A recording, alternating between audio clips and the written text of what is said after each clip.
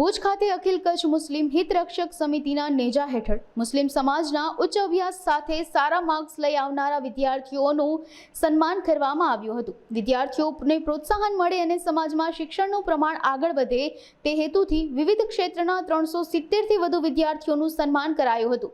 તેમજ ગુજકેટની પરીક્ષામાં ગુજરાતમાં પ્રથમ નંબર મેળવનાર રોહન કુરેશીને સમગ્ર કચ્છનું ગૌરવ ગણાવી સન્માન કરાયું હતું। આ કાર્યક્રમમાં ફરજંદે મુફ્તી એ આઝમ કચ્છ સૈયદ કાસમ શાહ તેમજ હાજી અહમદ શાહ મંચસ્થ રહ્યા હતા। તેમજ અખિલ કચ્છ સુન્ની મુસ્લિમ હિતરક્ષક સમિતિના પુષ્ટિઓ હોદ્દેદારો તથા મુસ્લિમ સમાજના દરેક તાલુકામાંથી આગેવાનો ઉપરાંત રાજકીય અને સામાજિક અગ્રણીઓ ઉપસ્થિત રહ્યા હતા। આ ઉપરાંત કાર્યક્રમના આયોજકોને બિરદાવવામાં આવ્યા હતા। મારું નામ અસ્મા મુસ્તાક જનર છે, જે હું કુંભાર ફેમિલીથી બિલોંગ કરું છું। 2004માં જે મેં એસએસસીની એક્ઝામ આપી, ત્યારબાદ કોઈ કારણોસર મેં ભણવાનું મૂકી દીધું। ત્યાર પછી મેં મારા લગ્ન થયા 2009માં, એટલે 5 વર્ષ બાદ મારા લગ્ન થઈ ગયા। લગ્ન પછી 2016માં મેં 12માની એક્ઝામ આપી। ત્યારબાદ 2024માં અત્યારે મેં મારું ગ્રેજ્યુએશન કમ્પ્લીટ કર્યું છે। મારું મૂકવાનું કારણ એ હતું કે પહેલો જ મારો શોખ એ કે ભણવાનું, એ મને આખી જિંદગી ઉપર મને ભણવાનું કહે તો હું ભણતી જ રહું। મારો શોખ જ છે એક જાતનો કે મને ભણવું અને બીજાને પ્રેરિત પણ કરું કે તમે પણ ભણો, બેસી ન રહ્યો। ભણવાની આ ઉંમર નથી હોતી, કોઈ પહેલાં ભણો પછી ભણો કે ગમે ત્યારે, પણ ભણવાનું મૂકો નહીં। વાલીઓને બધાને હું એ જ કહું છું કે તમે તમારા દીકરા હોય કે દીકરી હોય તેમને ભણાવો, તેમને આગળ વધાવો અને તેમને પ્રોત્સાહન કરો કે તેઓ ભણે। ને કેમ કે અગર છોકરી એક ભણશે તો તે એમના છોકરાઓને કે આગળ ચાલતા ભવિષ્ય માટે એ એમના છોકરાઓને ભણી શકે, પરંતુ એ ન જ વિચારો આજના અમારા સમાજમાં એ જ છે કે ના, ભણશે તો નોકરી તો કરવા મળે નહીં, ઘરમાં તો ઝાડુ પોતા જ કરવાના છે। પણ ભણવાનું મકસદ માત્ર એ નથી કે તમે જોબ કરો કે સારી રીતે કોઈ પોસ્ટમાં આવો।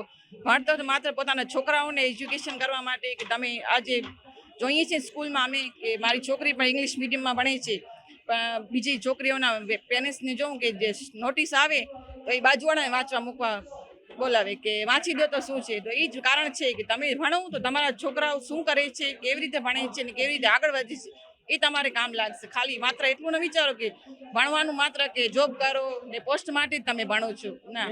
મેં બીએ હમણાં જ કમ્પ્લીટ કર્યું છે 2004માં, મતલબ ચોથા મહિનામાં મારું કમ્પ્લીટ થયું છે અને હવે એમએનું ફોર્મ ભર્યું છે મેં। अस्सलामु अलैकुम वरहमतुल्लाहि वबरकातुहू। माરું नाम अब्दुलभाई रायमा, अखिल कच्छ सुन्नी मुस्लिम हितरक्षक समितिना प्रेसिडेंट। આજે જે શૈક્ષણિક સમારોહ જે આજે સંપૂર્ણપણે સફળતાપૂર્વક આજે પૂર્ણ થયો, તે બદલ હું તમામ વિદ્યાર્થીઓના વાલીઓ અને જે પણ અહીંયા ઉપસ્થિત જે આગેવાન રહ્યા તેનો બધેનો તહે દિલથી હું શુક્રગુજાર છું।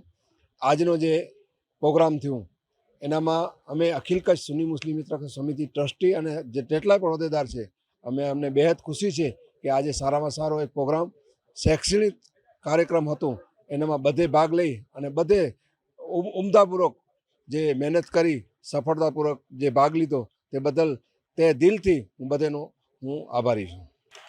આજે મારું નામ આદમ પડિયાર, હું અખિલ કચ્છ સુન્ની મુસ્લિમ હિતરક્ષક સમિતિનો ઉપપ્રમુખ છું ને ટ્રસ્ટી પણ છું। આજે કચ્છ મુસ્લિમ સમાજનો અખિલ કચ્છ સુન્ની મુસ્લિમ હિતરક્ષક સમિતિનો પહેલો ફર્સ્ટ પ્રોગ્રામ છે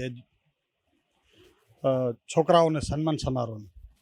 તો અમે એજ્યુકેશન બીજાને તો દિશા આપે એ પછીની વાત છે, પણ કચ્છ મુસ્લિમ હિતરક્ષક સમિતિને એટલે કચ્છની મોટામાં મોટી સંસ્થા અખિલ કચ્છ સુન્ની મુસ્લિમ હિતરક્ષક સમિતિ, તો આ એક ભુજના છોકરાએ ગુજરાત ફર્સ્ટ આવ્યો છોકરો 10મામાં, એ છોકરાએ અમને દિશા આપી કે આવા પ્રોગ્રામ કરવું જ પડશે તમને, જેમને ગુજરાતમાં સન્માન થતું હોય તો પછી અમને પણ કચ્છમાં તો અમને સન્માન એમનું કરવું જ જોઈએ। એટલે અમે બધા લોકોએ વિચારી ટ્રસ્ટનો વિચાર વિમર્શ કરી એટલે કે ભાઈ આવી રીતે, અને અમારી તો એવી પણ લાગણી છે કે કાયમ કચ્છમાં આવા શિક્ષણના કાયમ પ્રોગ્રામ થતા રહે। એ અખિલ કચ્છ સુન્ની મુસ્લિમ હિતરક્ષક દર વર્ષે આવા ટોપર છોકરાઓનો શિક્ષણનો પ્રોગ્રામ કરે એવી અમારી ઈચ્છા પડશે, અને ક્યાં પણ જરૂર પડશે તો હિતરક્ષક સમિતિ એવી સંસ્થા છે, આપ બધા પત્રકાર મિત્રો પણ જાણો છો કે મુફ્તી આઝમ કચ્છના જે સૂફી સંતોને માનનારી સંસ્થા છે અને એમની પેરવી માથે ચાલનારી સંસ્થાઓ છે। એટલે આ સંસ્થા ક્યારે પણ વિવાદમાં કોઈ રીતે પણ અમે આવવા માંગતા નથી. તો આ જે પણ અત્યારનો જે પ્રોગ્રામ છે તો ઓનલી વન અમારા ટ્રસ્ટી મંડળોએ જેટલા પણ ટ્રસ્ટીઓ છે એ પોતાના સૌ ખર્ચે આ પ્રોગ્રામનું આયોજન કર્યું. તો ટ્રસ્ટીઓનો પણ અમે આભાર માનીએ છીએ. આજે કેટલા બાળકોને સન્માન્યા? આજે 370 બાળકો, 370 બાળકો અને ઘણા છોકરાઓ કદાચ રહી પણ આપના મીડિયાના માધ્યમથી, કારણ કે સમાજનું એક કોલિબેશન ન જ થઈ શક્યું, કારણ કે અમુક અમારી સમાજ છોકરાઓ બિચારા કોન્ટેક્ટ નહીં હોય કે કોઈ પણ કારણોસર રહી ગયા, તો એવા ઘણા રહી પણ ગયા હતા. છતાં 370 છોકરાનું આજે સન્માન સમારોહ થયું.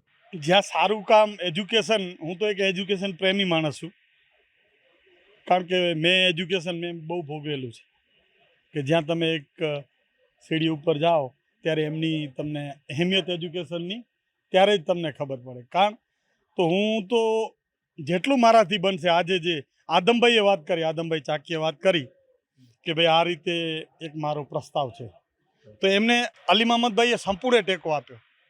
તો અમારું અખિલ કચ્છ સુન્ની મુસ્લિમ મિત્ર સમિતિનો તો ફરજ છે, એક મુફ્તી સાહેબનું સપનું હતું. તો એમાં જો એ કોલેજ, ગર્લ્સ કોલેજ અને હોસ્ટેલ જો મુસ્લિમ એજ્યુકેશન વેલફેર ટ્રસ્ટ એ બીડો ઉપાડશે તો હું અખિલ કચ્છ સુન્ની મુસ્લિમ મિત્ર સમિતિના અમે ટ્રસ્ટીઓ તૈયાર છીએ. સૌથી પહેલાં હું કહું કે કચ્છની તમામ હિન્દુ મુસલમાનો માટે મુફ્તી સાહેબ એ કચ્છ માટે એક અમૂલ્ય ચીજ હતા.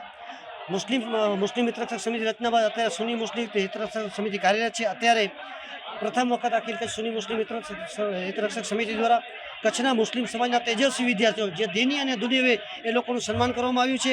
આ સન્માન કરવાનો ઉદ્દેશ એમ છે કે જનરલી મુસ્લિમ સમાજનું શિક્ષણનું સ્તર ઓછું છે, મુસ્લિમ સમાજના શિક્ષણનું સ્તર વધુ થાય એ માટે આજે મેં આયોજન કર્યું હતું. અંદાજિત 10-12 કોલેજ અને દીની દુનિયાવી બધા થઈ 200 જેટલા છોકરાનું આજે મેં સન્માન કર્યું છે.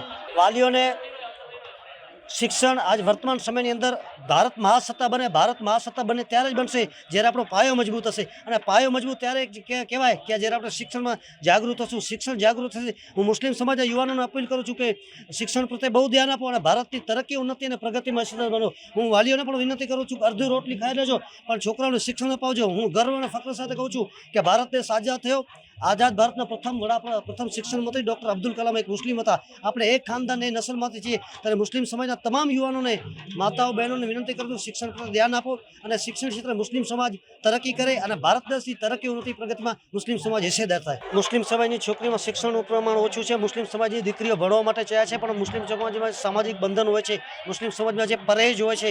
પરંતુ હું કહું છું પરેજ રીતે હોય પણ મુસ્લિમ સમાજની દીકરીઓ ભણવું જોઈએ. દેશની આઝાદીમાં પણ મુસ્લિમ સમાજની મહિલાઓ ભાગ લીધો. રજિયા સુલતાને બેગમ હજરત મહાલ હોય ત્યારે મુસ્લિમ સમાજની દીકરીઓ ભણવામાં ધ્યાન આપવું જોઈએ એવું મારું કહેવું છે.